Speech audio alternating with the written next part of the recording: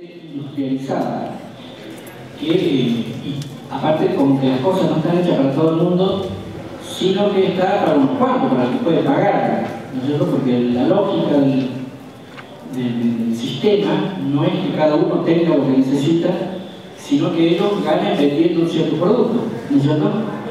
Entonces, se ha hecho una sociedad donde, qué sé yo, importa tener poder, poder implica tener éxito implica tener dinero. Entonces, todo se reduce al dinero.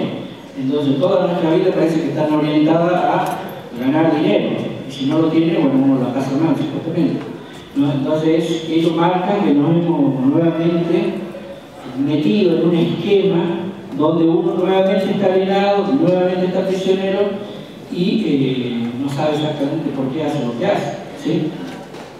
Y tiene totalmente sentido aquello que había visto ya Marx en aquel momento, ¿se acuerdan? Cuando veía que uno vivía alienado del trabajo, ¿se acuerdan de eso? Entonces uno disfruta o empieza a vivir cuando sale del trabajo, ¿no? Entonces cuando uno entra a la fábrica o entra a su trabajo, como que le entra el desgano, la depre, ¿no es cierto? Porque me falta tanto para salir, ¿sí? Y ahí está como uno disconforme consigo mismo y con lo que hace. Y la diversión, la vida, está después de cuando se cierra la puerta de la fábrica, ahí donde uno se va a ver a la novia, o se va al cine, o qué sé yo, donde supuestamente disfruta. No me va a alcanzar, eso no es que no sea importante, porque hace rato me decía una niña ahí, si hay cosas que yo paso de largo a veces, y si son importantes o no. Ahora, lo cierto es que este movimiento de la Escuela de Frankfurt es un movimiento de entreguerra y surge en Alemania primero, después cuando llega el nazismo lo persiguen y ellos se van a Estados Unidos. En ese momento Estados Unidos ya es una sociedad industrializada, más avanzada supuestamente, y escriben y continúan su proyecto hasta pasada, digamos, la mitad del siglo XX, desde los Estados Unidos, ¿no? Y ahora lo que me gustaría hablar, que ustedes lo tienen en los prácticos, nosotros leímos un texto cortito nomás, sobre posmodernidad. Acá le separemos este prefijo post, que en realidad quiere decir posterior, ¿verdad?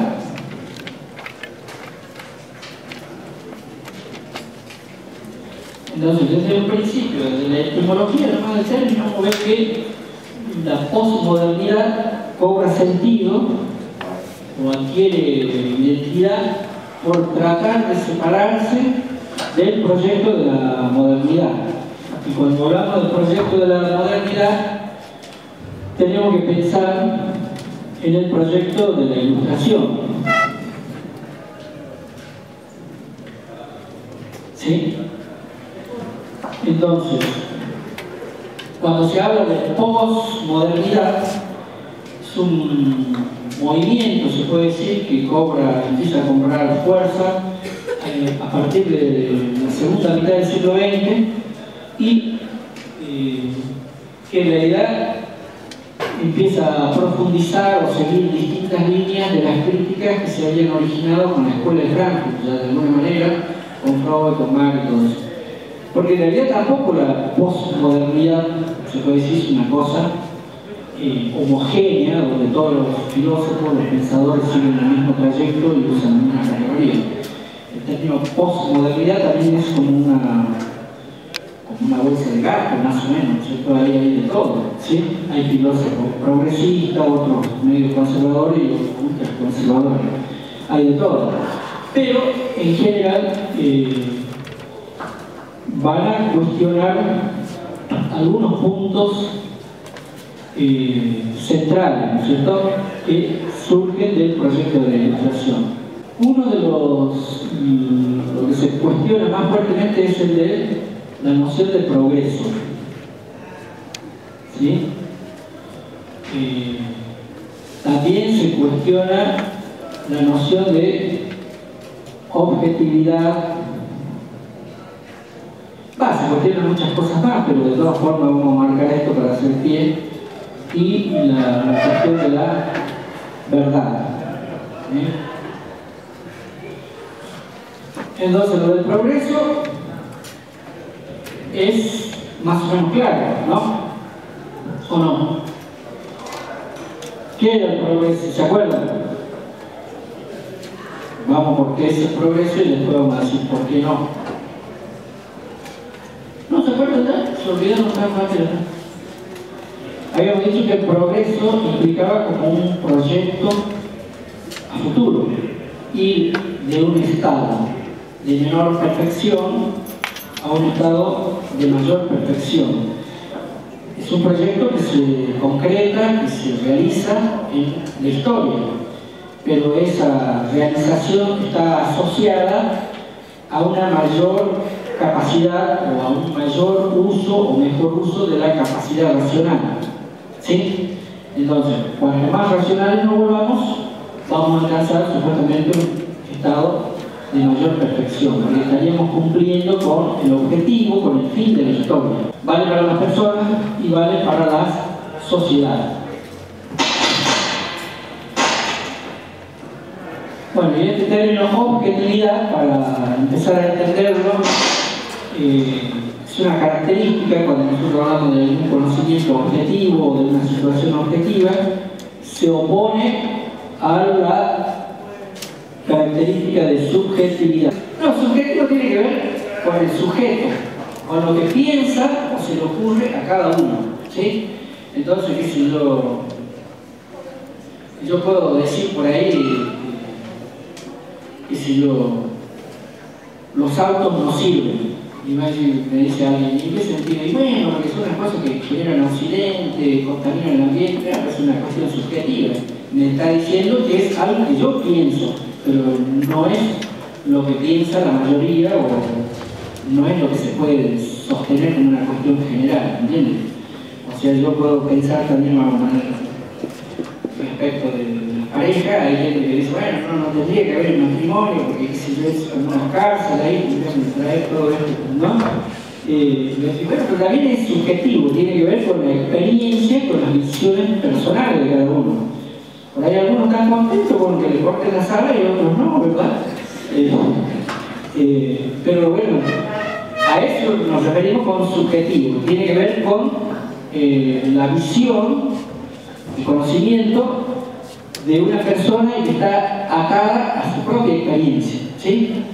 En cambio, el conocimiento objetivo, o la objetividad, supuestamente se logra en la ciencia, ¿no? La ciencia es un conocimiento objetivo porque no tiene que ver con las características, con los intereses del investigador, sino que se descubre, se alcanzan, digamos, conocimientos válidos para todo el mundo, que están más allá de cualquier tipo de subjetividad. Objetividad es aquel conocimiento, o sea, el término se aplica a los conocimientos que no están sujetos o no están atados a algún tipo de subjetividad y es propio, digamos, del conocimiento científico. ¿Qué será la verdad?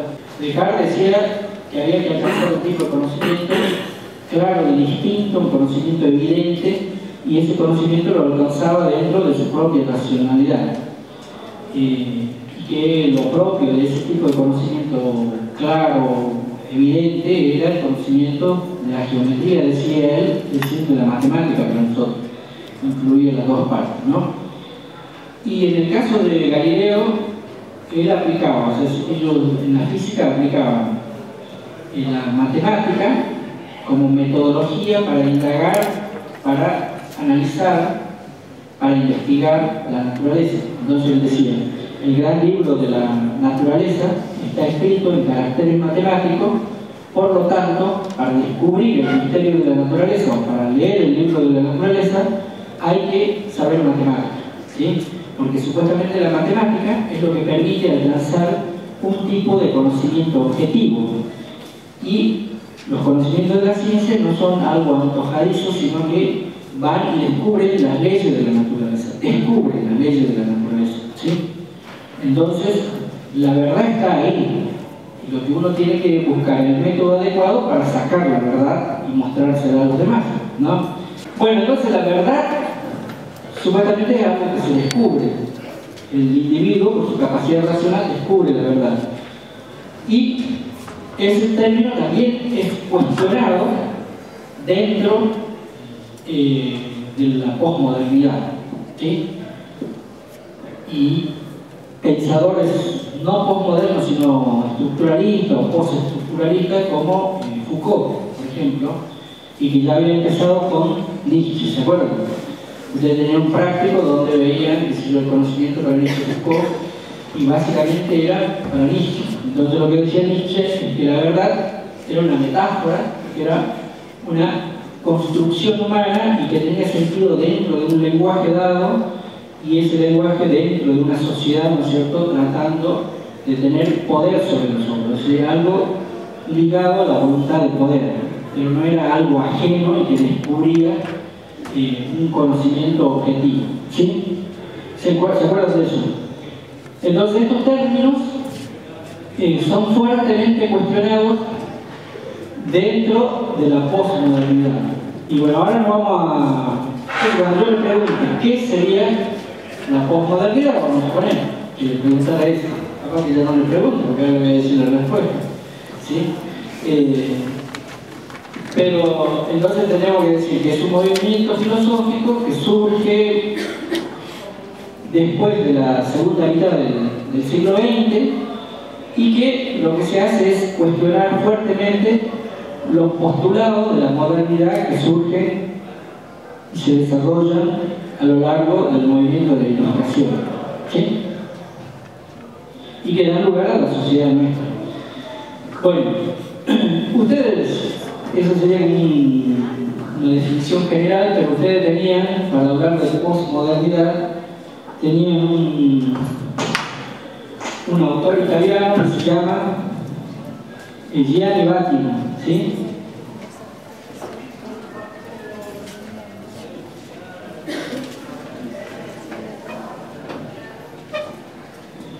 En torno a la posmodernidad. Son varios artículos, varios ensayos cortos y el más claro, digamos, para mí al menos en términos generales, más claro, más fácil, más accesible, es el de Vattimo. ¿Y se acuerdan ustedes de qué hacía Vattimo? Porque él va a asociar también la posmodernidad, ¿no es cierto? ¿A qué cosa primeramente? Hay dos cuestiones que él va a asociar para hablar de posmodernidad. Entonces hay dos cuestiones que van a jugar un papel importante, y una es la historia, ¿sí? Y el otro, bueno, por allá había un joven que me preguntaba el otro día, los más media, decía algo así, o sea, en términos del inglés, pero nosotros decimos medios masivos de comunicación.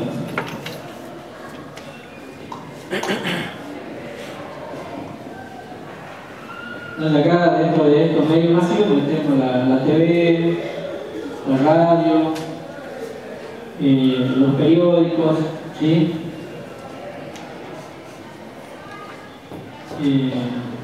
Los libros, bueno, ahora también uno puede meter ahí las redes sociales como Twitter, Facebook, etcétera, no sé hasta qué punto, pero más o menos van por la misma línea. Pero básicamente cuando él está pensando en esto, ¿no? Televisión, radio, periódico. Y dice, ¿por qué habla de la historia? Entonces dice, en la posmodernidad lo que había era qué tipo de concepción de historia, cómo se entendía la historia en la posmodernidad.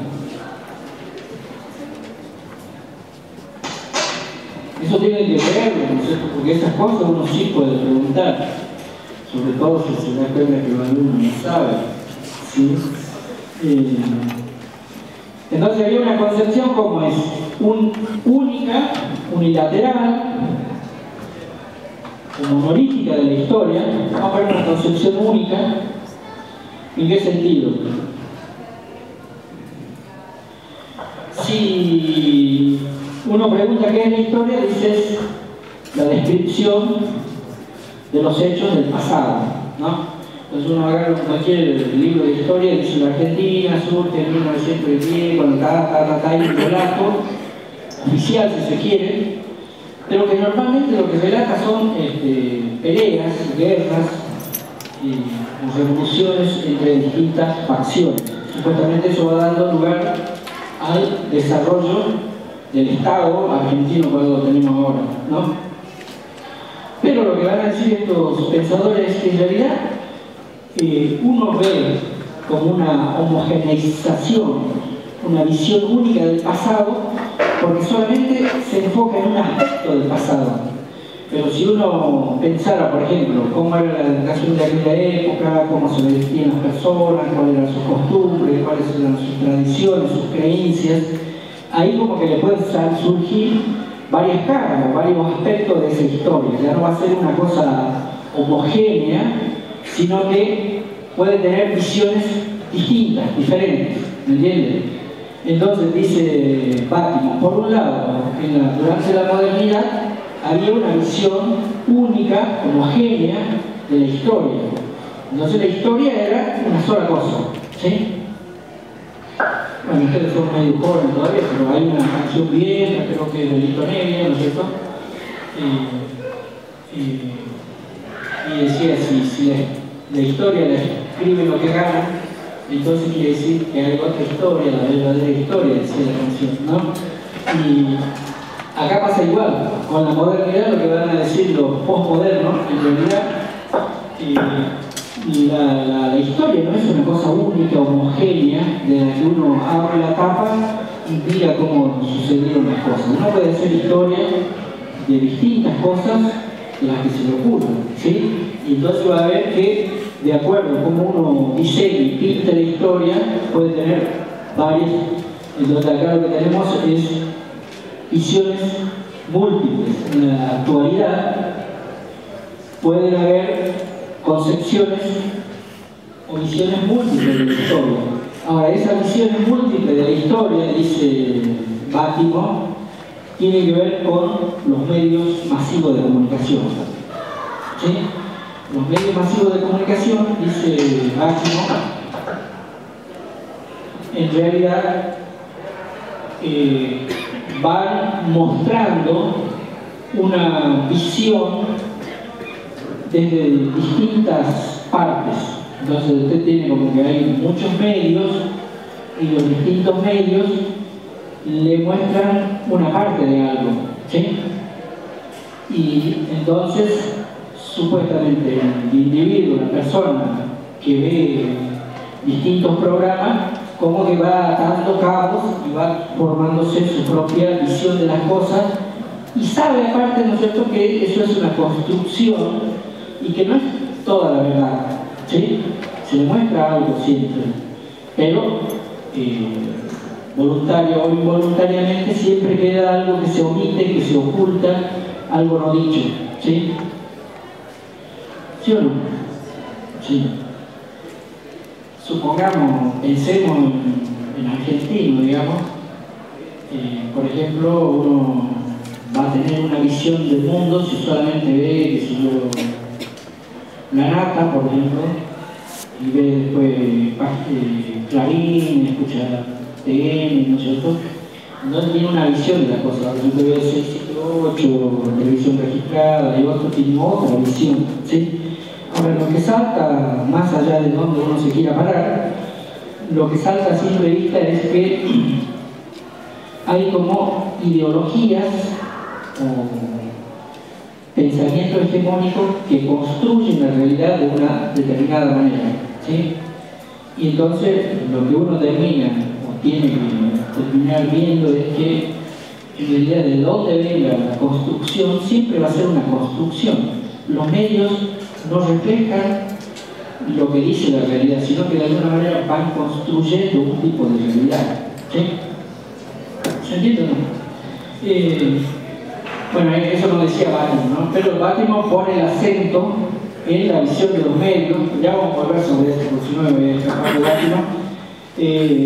Baltimore lo que ve es que acá, al romperse todo este esquema único y tener una visión múltiple de la historia, él creía, ¿no es cierto?, que de alguna manera iba a haber una sociedad más transparente, ¿no?, donde uno va a tener acceso a más cosas, más información que le van a permitir tener una visión más clara, más adecuada de su propia situación, de su propia sociedad, ¿sí?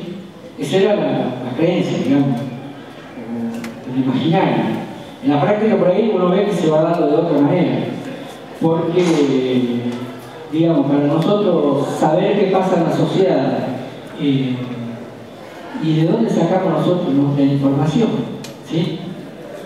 O tiene que ver tele, o tiene que leer diario, o tiene que comprar un libro, o tiene que escuchar radio, ¿sí? Y depende de qué sintonice va a tener una visión de la cosa o no. ¿Qué sé yo? Si nosotros tomáramos el discurso de la Presidenta y de algunos funcionarios oficialistas, como que hablamos de una década ganada, ¿no? Y nosotros, los opositores, dicen, bueno, ¿por qué es lo que se ganó? Entonces, como que uno destruye simplemente lo que dice el otro. Hay un discurso ahí que choca. Más allá de a quién creerle, lo que a nosotros nos queda claro es que no hay una visión objetiva totalmente de la realidad, sino que hay una construcción de la realidad. Y esa construcción no es ajena a ciertos intereses. ¿Y qué decía Baltimore del progreso? ¿Se acuerdan? Baltimore dice que si nosotros creemos o pensamos en una visión única, monolítica de la historia, entonces la noción de progreso como que puede ser aplicable, tiene sentido dentro de ese esquema, ¿sí? Es un fin hacia el que apunta la historia. A medida que se va dando el desarrollo vamos a llegar ahí, ¿sí? Ahora él dice, si nosotros tenemos una visión múltiple de la historia, donde ya no hay una realidad que se va desplegando a lo largo del tiempo, sino que hay distintas miradas, distintas construcciones de lo que supuestamente sea la realidad, entonces dice él, la noción de progreso acá no tiene sentido, no encaja, ¿sí? Porque cualquiera va a decir, bueno, no, vamos progresando, pero ¿qué quiere decir progresar? Puede preguntar el otro tranquilamente. ¿Progreso para quién? ¿Sí? Para explicar que sea la modernidad, uno tiene que tener en claro el proyecto de la ilustración, ¿entienden? Porque en el proyecto de la ilustración vimos que se daba supuestamente el proyecto de la racionalidad creciente, tanto a nivel individual, a nivel social, que se iba encarnando, digamos, en distintos proyectos políticos, ideológicos, etc. ¿Sí? Y entonces salían ciertas palabras. Ahora entonces, después, cuando hablamos de posmodernidad, es un movimiento, no es homogéneo, lo habíamos dicho, sino más bien heterogéneo, que tiene distintas aristas, y que surge como crítica al proyecto de la modernidad, que es el proyecto de la ilustración. ¿Se entiende o no? Esos proyectos, de alguna manera, ya habían sido vistos o habían sido criticados en algunos aspectos por autores de la modernidad, como es el caso de Marx, que veía, digamos, la crítica a la forma en que se desarrollaba el trabajo, ¿no? Por Freud, porque criticaba la racionalidad, la conciencia, y Nietzsche, que cuestionaba, digamos, todos los relatos filosóficos, los sistemas filosóficos que venían desde Platón, Hegel, Aristóteles, etc. Y él decía que en realidad eran el sistema o la construcción de la mentira, ¿no? La filosofía siempre se apoyó en discursos engañosos. Entonces él decía, yo voy a filosofar a martillazo para destruir el edificio engañoso, mentiroso de la filosofía, ¿sí? Y va a mostrar supuestamente la verdad, ¿sí?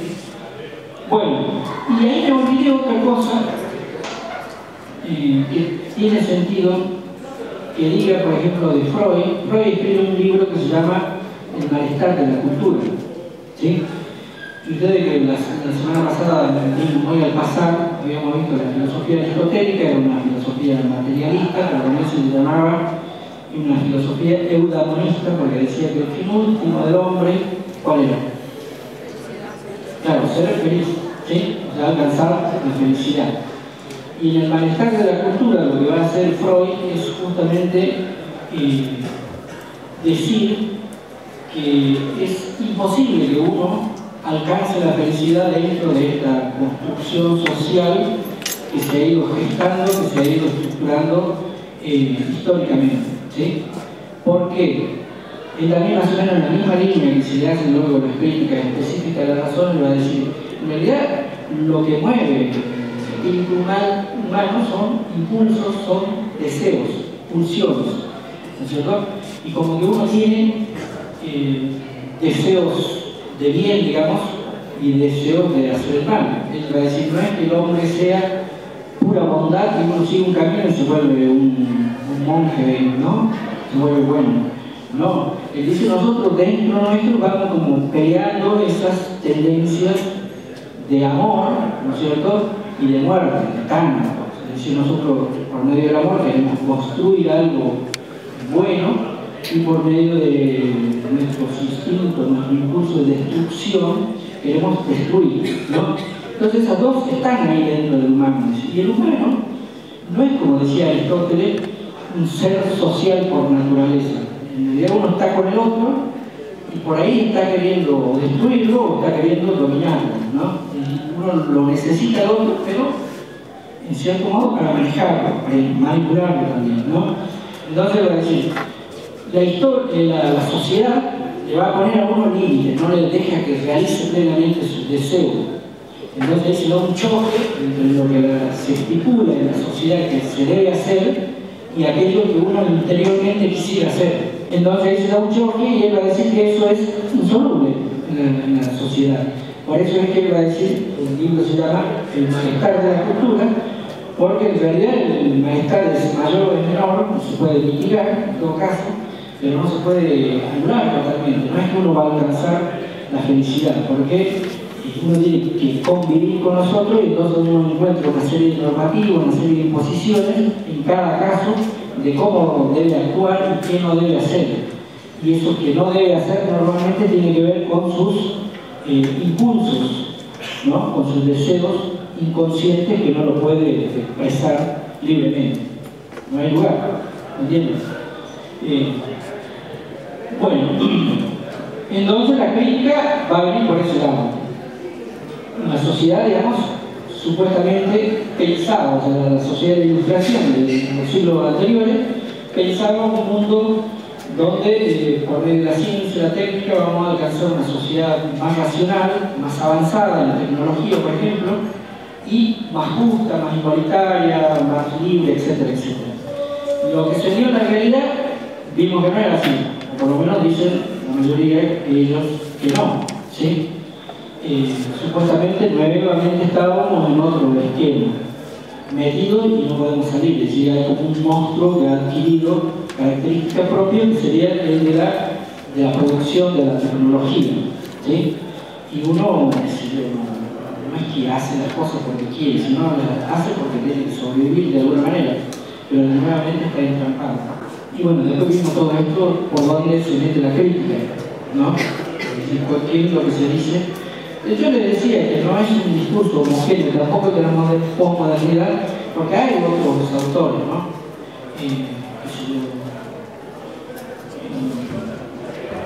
Se me ocurre pensar ahora, por ejemplo, en un pensador norteamericano que murió hace poco nomás, en el 2009, Richard Rorty, y él también supuestamente era postestructuralista, posmoderno, pero era un pensador más bien conservador y defensor, digamos, del imperialismo norteamericano, ¿no? En muchas cosas. Entonces lo que él daba bajo el mismo nombre de posmodernidad era algo que nosotros más bien tendríamos que, para andar bien, no aprenderlo, ¿no? Si uno lo aprende, de lo bien. ¿Por qué? Porque va a repetir un discurso que es del dominador y no es nuestro, que somos los dominados en todo caso, ¿sí? Ya no como personas, sino como países subdesarrollados, ¿sí? ¿Me entiendes? Entonces, ¿quiere usted que hable de posmodernidad o cuál? El progreso, la noción de progreso. Bueno, la noción de progreso para la posmodernidad, según la visión de Latino, es que es imposible, de imposible aplicación, ¿no? ¿Por qué? Porque él dice, solamente uno puede tener la idea de progreso en la medida que tiene una visión monolítica, una visión única de la historia. Pero con la llegada, digamos, de los medios masivos de comunicación se rompe esa visión única de la historia y los medios le muestran distintas facetas, distintos aspectos de la realidad. Entonces, cuando hay distintas miradas, ahí tenemos una visión múltiple o multifacética de la historia. Y dentro de una visión multifacética de la historia, no se puede aplicar con la noción de progreso. Porque cuando usted hable de progreso, yo le voy a preguntar, ¿progreso para quién, por ejemplo? ¿Sí? Entonces, va a ver que hay un grupo que progresa y ese grupo progresa a costa de que le vaya mal a otro grupo, supóngase. Por ejemplo, pensemos en la época de Menem. ¿Se acuerda de Menem o ya se olvidaron? ¿Sí? ¿Y qué decía? Menem, llegó, todo eso andaban en la misma línea. ¿Sí? Me acuerdo que Angeló, cuando hacía su campaña, andaba con un lápiz rojo, decía, ¿no? Y que lo único que tenía que hacer es tachar, digamos, aquellos gastos inútiles del Estado. La idea en aquel momento era achicar el Estado para que le vaya mejor al empresariado, a los industriales, a lo agropecuario, y supuestamente, si le va bien a ellos, nos va a ir bien a la mayoría, a toda la ciudadanía. ¿Entiendes? Pero bueno, ese es un proyecto. Se veía la historia como que el Estado era el monstruo que había que destruir, ¿no? ¿Y qué Estado era el que querían destruir? Era el Estado de bienestar, el Estado benefactor, ¿no? Que supuestamente gastaba inútilmente en educación, en sanidad, qué sé yo, en otras cuestiones, en hacerle caso a la gente, ¿no? Entonces todo eso era malo, entonces había que privatizar todo y, digamos, importar. ¿Para qué vamos a estar haciendo cosas así a nosotros si se puede importar? Bueno, pasaron 10 años y el Estado, el sistema industrial argentino estaba totalmente destruido, ¿sí? Entonces ahí tiene usted como que lo que era el progreso para esa ideología de aquel momento era achicar el Estado y darle mayores facilidades al empresariado, por ejemplo. Pero entonces usted puede preguntar, ¿para quién era el progreso? Bueno, porque para algunos, no era tampoco para todos, ¿no es cierto? Y era malo para una gran mayoría, ¿sí? Entonces ahora usted, qué sé yo, en el momento actual tiene un proyecto que comenzó en el 2003 y se continúa hasta ahora. Algunos estarán de acuerdo y otros no, pero ya no es el progreso para todo el mundo, ¿me entiendes? Porque en el mismo discurso político, depende de donde uno se pare, lo va a ver como bueno o lo va a ver como malo. Entonces ya no hay un discurso válido para todo el mundo por igual, no es un discurso universal, ¿me entiendes? Sino que es un discurso que cobra sentido en determinados ámbitos, en determinados aspectos, en determinados momentos. ¿Sí? Entonces, ¿qué va a entrar al parcial? Y va a entrar lo que más o menos teníamos bien, o sea, la unidad 4. En la 4, digamos, qué es la antropología, qué diferencia hay entre la antropología científica y la antropología filosófica,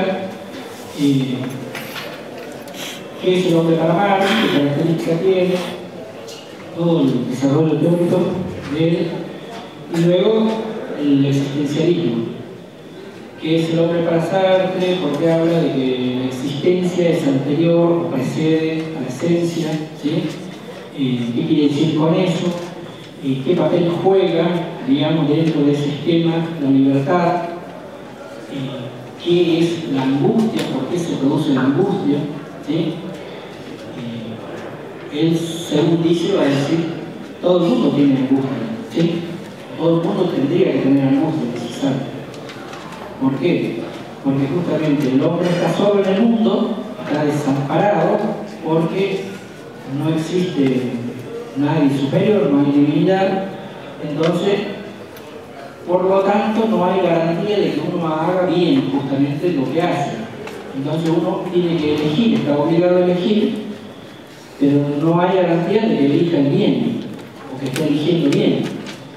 Sin embargo, le agrego un peso más, es que cuando uno se elige o elige algo bueno para uno mismo, lo quiere para toda la humanidad. Entonces, en su elección arrastra a la humanidad. Entonces, esa elección a ciegas, sin garantía, en la que involucra necesariamente a nosotros, es lo que me da el peso de la existencia, que es la muerte. ¿Sí? ¿Se entiende? Bueno, esa parte está todo bien, nosotros no hay problema. La quinta unidad, que sería la de ética, es la más simple, si se quiere, la más fácil, ¿no? Porque ahí tienen dos conceptos a trabajar: el concepto ética y el concepto moral. ¿No es cierto? Al partir nomás ahí marcamos que tanto el concepto ética como el concepto moral son términos ambiguos, es decir, son términos polisémicos que pueden entenderse en varios sentidos, en varios significados. Tomemos el término ética. El término ética, si uno lo toma etimológicamente, viendo el origen de la palabra, quiere decir costumbre, forma de ser, ¿no? Personalidad, carácter. Y el término moral tendría que ser traducción de ese término ética que viene del ethos latino al mos moris, digo, el ethos griego al mos moris latino, ¿no? Entonces ahí como que significaría lo mismo, pero es un término que no siempre se toma en ese sentido. Uno lo puede tomar en la vida cotidiana, en muchos aspectos, como sinónimo. Después se puede tomar ética cuando uno habla del deber profesional o del deber ser. Entonces habla de la ética del médico, la ética del abogado, la ética del docente, etc., que tiene que ver con que la persona haga lo que debe hacer dentro del ejercicio de su función, ¿sí? Y el otro, el sentido académico del término de ética, sería el tomar la ética como una disciplina, como una rama de la filosofía que estudia la moral, ¿no? En ese sentido, la ética es una disciplina teórica, ¿sí?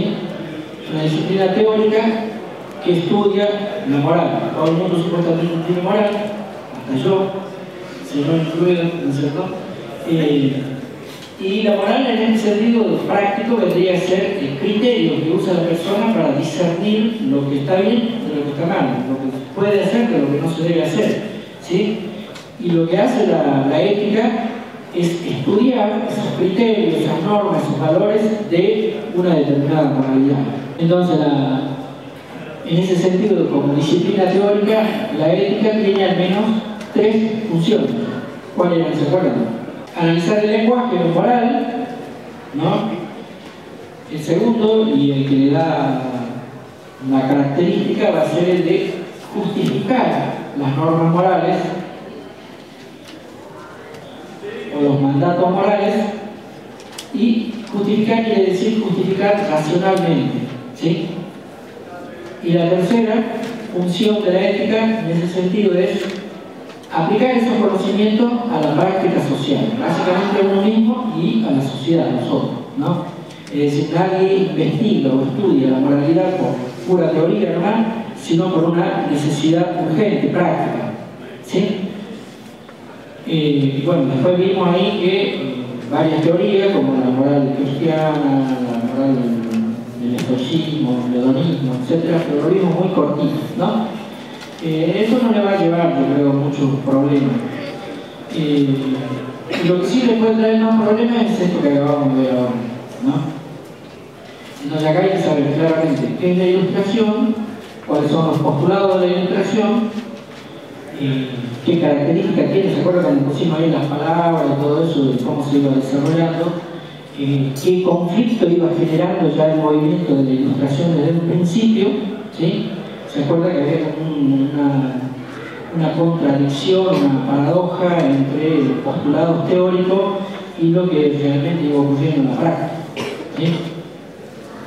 Y entonces eso, lejos de ir subsanándose, se ha ido cada vez más separándose. Y la escuela de Frankfurt, digamos, Teodoro Adorno y Horkheimer, Habermas, sin embargo, esos dos son los que nosotros leíamos más o menos, por lo que hay Alan Casullo y Forster. Ellos ven como que la racionalidad no tiene una única cara, no es como decían los ilustrados, que a medida que nos volvemos más racionales nos hacemos más buenos y la sociedad toda se va a volver mejor. Eso tiene dos caras. Está esa cara y está la otra cara. La de entre comillas, una cierta irracionalidad que tiene que ver con la razón instrumental, con la razón para dominar no solo a la naturaleza, sino también a los otros humanos. Entonces eso genera, digamos, una visión dual y paradójica, se puede decir, de la racionalidad, y la hace insostenible como se la sostenía en ese proyecto, ¿sí? Entonces por eso ellos hablan de dialéctica de la ilustración, o dialéctica del iluminismo, que es mostrar la otra cara, ¿no? La cara negativa, se puede decir, ¿no? Bueno, dentro de esa cara negativa está todo lo que no nos gusta y básicamente todas las masacres, digamos, el desastre que produce primeramente la Primera Guerra Mundial y más fuertemente y más agudamente en la Segunda Guerra Mundial, ¿sí? Entonces esas críticas generan una especie de escepticismo, qué sé yo, y ahí surge la filosofía de Sartre, de Heidegger en esa época del existencialismo, y después surge la filosofía postmoderna, ¿no?